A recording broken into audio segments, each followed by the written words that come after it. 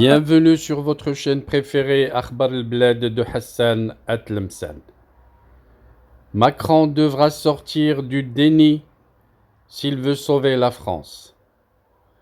Dans cette vidéo, je voudrais revenir sur certains médias, des médias français qui ont fustigé un quinquennat présidentiel qu'ils considèrent mort-né et une spectaculaire accélération de la déconstruction des institutions françaises. Dans son dernier numéro, un magazine français a fustigé un quinquennat présidentiel mort-né et une spectaculaire accélération de la déconstruction des institutions françaises. D'après l'hebdomadaire, le président Emmanuel Macron a quitté le monde réel pour s'installer dans l'univers des vérités alternatives.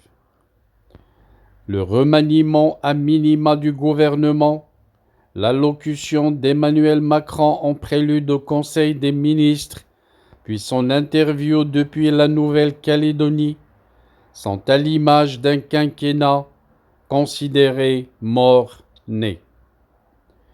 Il marque une spectaculaire accélération de la déconstruction des institutions françaises et acte l'enfermement du président dans le déni, faute de disposer de la moindre solution à la crise existentielle de la France, souligne le magazine sous le grand titre en couverture « Y a-t-il encore un président ?»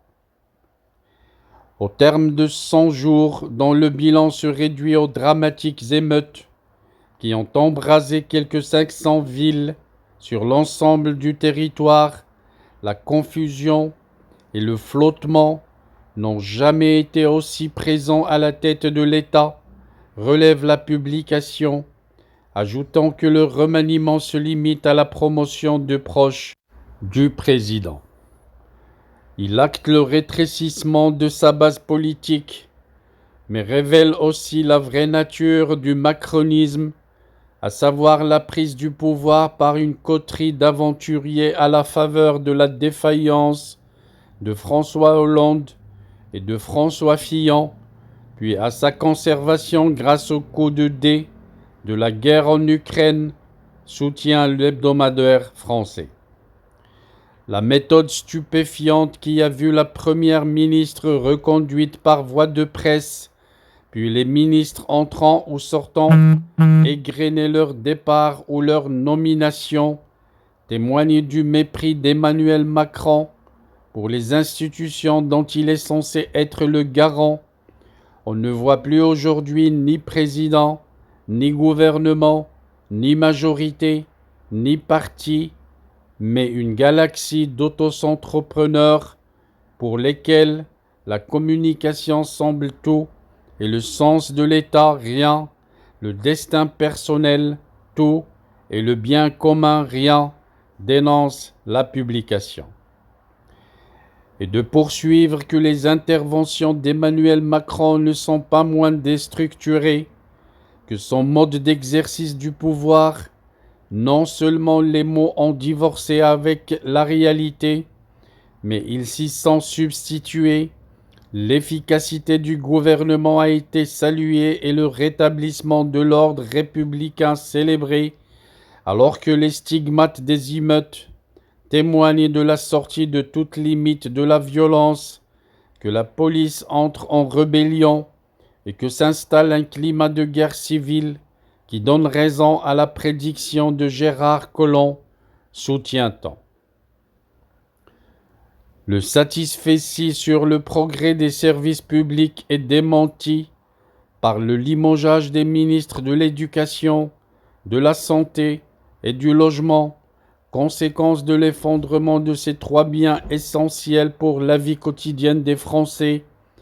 Selon l'auteur de l'article, qui fait observer que l'appel à remettre en ordre les finances publiques à partir de l'automne est dénué de toute crédibilité, venant d'un président qui porte la responsabilité de 700 des 3000 milliards d'euros de dette publique et qui n'a cessé d'annoncer des dépenses nouvelles tout au long des 100 jours qu'il avait décrétés.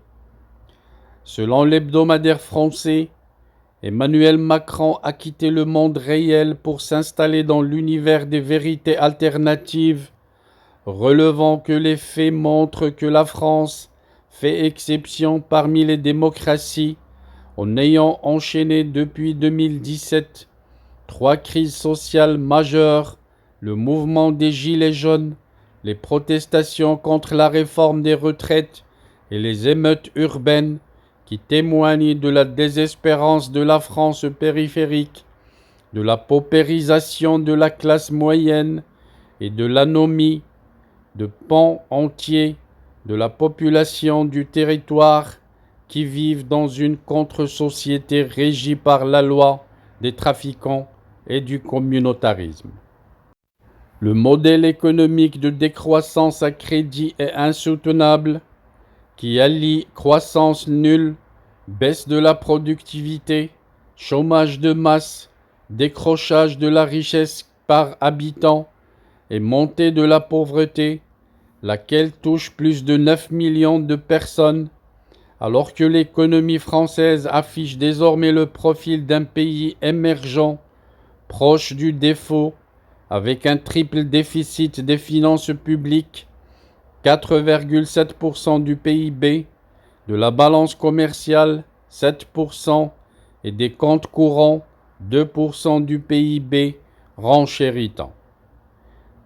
Et d'enchaîner que l'État obèse et impotent accapare 58% du PIB, tout en étant incapable d'assurer les services de base concernant la sécurité, la justice, l'éducation, la santé ou les transports, alors que l'image et la réputation de la France en Europe et dans le monde connaissent une dégradation sans précédent depuis la fin de la Quatrième République. Les songes d'Emmanuel Macron créent un vide politique qui laisse le champ libre à des risques majeurs, estime le magazine français, citant les Jeux olympiques de 2024 qui menacent de tourner au fiasco, avec l'accumulation des retards en matière d'équipement, de transport, de sécurité, de reprise en main de la capitale, insalubre et dangereuse, en même temps que les coûts explosent pour approcher les 100 milliards d'euros. Avec une dette publique de plus de 3 000 milliards d'euros et en absence de politique de rigueur assumée, la France court droit à la crise financière lorsque les taux d'intérêt réels deviendront positifs, souligne l'auteur. Il note aussi que le risque de la montée aux extrêmes de la violence et la perte de contrôle de l'ordre public qui mettent directement en péril la démocratie, la sécurité étant le premier des droits de l'homme et la condition de la liberté, sans oublier le risque que constitue le renoncement devant la désintégration de l'État et de la République qui prépare méthodiquement l'arrivée au pouvoir de l'extrême droite.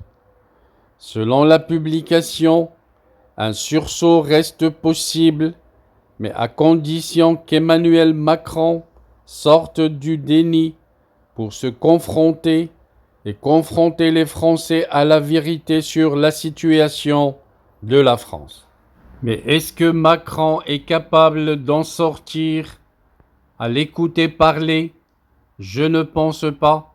Je vous fais partager ses propos, une partie de son interview, la dernière interview dont le magazine a bien voulu parler. Bonjour, et merci de m'offrir cette occasion en effet de m'exprimer comme je m'y étais engagé. Écoutez, d'abord, vous l'avez dit, ces 5 dernières années ont été marquées par 3 référendums, c'est inédit. Et le choix qui a été exprimé, c'est de rester dans la France et la République. Maintenant, je suis aux côtés de nos compatriotes pendant ces jours pour ensemble définir les bases de ce nouveau chemin. À l'entendre parler, on se croirait que la France est en chemin vers le paradis. Écoutons-le parler de la reconduction de sa première ministre, comme si elle avait réalisé tous les défis auxquels s'attendent les Français. Écoutez, c'est le choix de la confiance, de la continuité et de l'efficacité. J'avais fixé un cap les 100 jours. Durant ces 100 jours, le gouvernement, avec le Parlement, le pays tout entier a avancé. Moi-même, je n'ai cessé de prendre des décisions et me déplacer à travers le territoire pour cela. Rappelez-vous, il y a 100 jours, on nous expliquait que le pays serait à l'arrêt et qu'il n'y aurait plus de déplacement possible sans les casseroles. Écoutez, de Pérols à Vendôme, de Serre-Ponçon à Paris, de Marseille jusqu'à Strasbourg, je n'ai cessé de me déplacer. Nous avons lancé de nouveaux chantiers qui étaient indispensables. Oui, pour lui, les Français sont satisfaits, ils vivent le paradis et ils n'ont besoin de rien. Preuve, écoutez-le ce qu'il a dit. Et pire encore, il est encore en train de vouloir relancer des chantiers. Donc il en a pour quelques années encore et il rêve. En attendant, les Français doivent attendre. On lui a posé ce qu'il pensait et ce qu'il a conclu de ces violences qu'a connues la France. Écoutons-le pour comprendre qu'est-ce qu'il en tire comme leçon. D'abord, vous l'avez dit, ce sont des violences, elles sont absolument inqualifiables parce que nous avons vu des scènes qui ont heurté tous nos compatriotes. C'est le retour à l'ordre qui a prévalu. Et je veux ici féliciter le ministre de l'Intérieur, nos policiers, nos gendarmes, nos sapeurs-pompiers qui, avec beaucoup de courage, durant ces 4 nuits d'émeutes, ont été là. Ça a été un déploiement inédit. 45 000 forces de sécurité intérieure. Et je veux aussi remercier évidemment nos policiers municipaux qui, aux côtés des maires, ont été main dans la main dans ce travail. 45 000 forces de sécurité intérieure qui ont été déployées. Ce qui a permis, en 4 jours, de mettre fin à ces émeutes. Vous faisiez référence à 2005, ça avait duré plus de 3 semaines. 3 semaines, et ça ne s'était terminé que parce qu'on avait pris l'état d'urgence. Oui, il dit qu'il a réussi à faire taire les Français et il se vante d'avoir mis fin aux violences avec 45 000 policiers. C'est-à-dire avec la répression et côté social, côté ce que donne l'État et ce que propose l'État, vous devrez attendre peut-être un autre gouvernement autre que celui de M. Macron.